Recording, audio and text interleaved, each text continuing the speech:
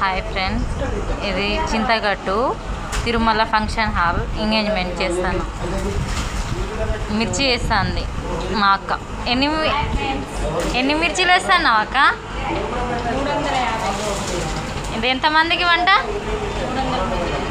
300 మంది. ఏమేమి చేసావు ఇవాళ?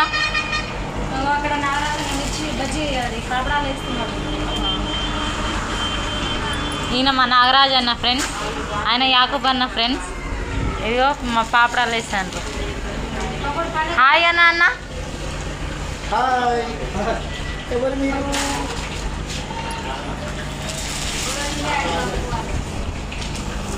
అది గోబీ ఫ్రై ఫ్రెండ్స్.